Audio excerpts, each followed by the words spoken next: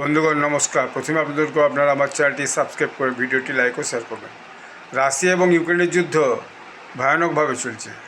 এই যুদ্ধ শুরু হয়েছে আজ থেকে 4 বছরের বেশি সময় হয়ে গেল। 5 বছরে পড়তে চলেছে এই যুদ্ধ। এই যুদ্ধে কদিন আগে ইউক্রেন থেকে ব্যাপকভাবে রাশিয়ার টেরিটরিতে আক্রমণ করা হয়েছিল। গতকাল রাশিয়া তার প্রতিশোধ নিল। ইউক্রেনের যে কিয়েভ শহর এবং তার আশপাশের যে শহরগুলো আছে, মফস্বল শহর বলা যায়, যেগুলোকে লক্ষ্য করে রাশিয়া ব্যাপক মিসাইল এবং ড্রোন বর্ষণ করেছে। দেখা যাচ্ছে যে প্রায় 74টা মিসাইল এবং 490টা ড্রোন রাশিয়ার থেকে এসে ইউক্রেনের উপর হামলা চালিয়েছে।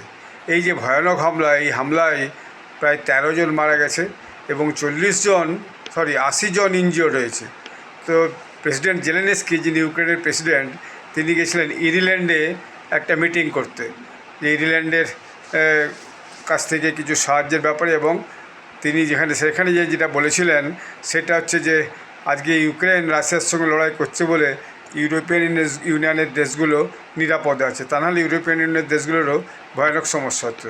কিন্তু যখনই তিনি খবর পেয়েছেন যেরকম গতকাল রাতে রাশিয়ার থেকে এভাবে আক্রমণ হয়েছে, তখন তিনি তড়িঘড়ি ইংল্যান্ডে তার যে ভিজিট, সেই ভিজিটকে তিনি বন্ধ করে দিয়ে তিনি ফিরে এসেছেন। এইবারে যখন রাশিয়ার কাছ থেকে এই ব্যাপারে সাংবাদিকরা খোঁজ দিতে চায়, রাশিয়ার কোনো ডিফেন্স মিনিস্ট্রি বা ফরেন মিনিস্ট্রির থেকে এই ব্যাপারে কোনো কিছু বলা হয়নি, তারা চুপচাপ আছে। তো দেখা যাচ্ছে ইউক্রেনের এই মুহূর্তে কিন্তু ব্যাপক ক্ষতি হয়েছে। ফলে সব দেশেই যা হয় আর কি, যেমনভাবে আফগানিস্তান পাকিস্তানে চলছে, এক দেশ আক্রমণ করছে আবার প্রতি আক্রমণ করছে আর এক দেশ, এখানেও সেটাই চলছে। ইরান আমেরিকাতেও তাই চলেছে। ইরান আক্রমণ করছে তো আমেরিকা প্রতি আক্রমণ করছে, ইসরায়েল আক্রমণ করছে তো আর হিজবুল্লাহ আক্রমণ করছে। তেমনি এখানেও দেখা যাচ্ছে দুই দেশ আজকে দীর্ঘ একটা সময় ধরে যুদ্ধে নিজেদের মধ্যে লিপ্ত হয়ে আছে। সেখানে সাধারণ মানুষের যে কী অবস্থা সেটা স্বভাবতই বোঝা যায়।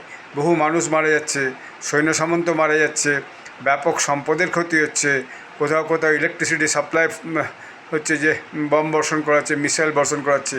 যদি ইউক্রেনের পক্ষ থেকে বলা হয়েছে তারা ম্যাক্সিমাম এই যে মিসাইল তাকে আকাশেই নিউট্রালাইজ করে দিচ্ছে এবং ড্রোনকেও আকাশেই নিউট্রালাইজ করছে। তারা বলছে প্রায় 74টা মিসাইলের মধ্যে প্রায় 40-45টা মিসাইল তারা আকাশেই নিউট্রালাইজ করে দিয়েছে এবং অধিকাংশ ড্রোনকেই তারা আকাশে নিউট্রালাইজ করে দিয়েছে। কিন্তু তবুও বেশ কিছু মিসাইল এবং ড্রোন যে সিভিলিয়ানের তো আঘাত এনেছে সেটা বোঝা যাচ্ছে। বিভিন্ন ছবি এসেছে, ভিডিও এসেছে, তাতে দেখা যাচ্ছে যে পুলিশ এবং রেস্কিউ বাহিনী, দমকল বাহিনী, তারা সবাই মানুষকে ধ্বংসস্তূপ থেকে, ঘর থেকে আহত অবস্থায় বের করে নিয়ে যাচ্ছে। যারা ইনজিওর্ড হয়েছে তাদেরকে নিজে হাসপাতালে ভর্তি করছে। ফলে এই যুদ্ধ কবে যে থামবে তার ঠিক নেই। দুই দেশই ব্যাপকভাবে লোকসান করছে। শুধু তাই নয়, ইউক্রেনের সাথে সাথে ইউরোপিয়ান ইউনিয়নের দেশগুলোতেও এটা নিয়ে একটা সংকট দেখা দিয়েছে। ফলে আগামী দিনে এই যুদ্ধ যদি না থামে তাহলে সব দেশই একটা ভয়ানক ইউরোপিয়ান ইউনিয়নের খুবই সংকটের মধ্যে পড়বে। এই যুদ্ধ দ্রুত শেষ হওয়া উচিত। ইউক্রেনেরও ন্যাটোতে যোগদানের যে বিষয়টা, সেটা নিয়ে আলোচনাতে গেছিলেন তিনি, জেলেনস্কি, ইরিল্যান্ডে। সেই ন্যাটোতে যোগদান হবে কিনা সেটা তো ভবিষ্যৎ বলবে। কিন্তু এই ন্যাটোতে যোগদানের নেশায় দেশের যে ক্ষতিটা হলো, ইউরোপিয়ান ইউনিয়নের যে ক্ষতিটা হলো, রাশিয়ার যে ক্ষতিটা হলো, তা কবে পূরণ হবে তার ঠিক নেই। এখন এটা যদি পূরণ না হয় আর যদি যুদ্ধ চলতেই থাকে, তাহলে আগামী দিনে যে আরও ব্যাপক ক্ষয়ক্ষতি হবে সেটা খুব পরিষ্কারই বোঝা যাচ্ছে। যে এই যুদ্ধ হয়তো সহজে থামবেই না, কবে থামবে কে জানে। এখন প্রেসিডেন্ট পুতিনও মাঝে বলেছেন যে এই যুদ্ধে তাদের ব্যাপক ক্ষতি, যে যুদ্ধ থেকে তিনি সরে আসতে চান, কিন্তু সরে আসার কোনো রাস্তাই কোনো পক্ষই ঠিকমতো খুঁজে উঠতে পারছে না। এরকম একটা অবস্থার মধ্যে রাশিয়া ইউক্রেনের যুদ্ধ এই মুহূর্তে একটা ভয়ানক মোমেন্টানে চলছে এবং উত্তেজনাদের পক্ষের মধ্যেই ভয়ানক বেড়ে আছে। আপনারা সবাই ভালো থাকবেন। ধন্যবাদ।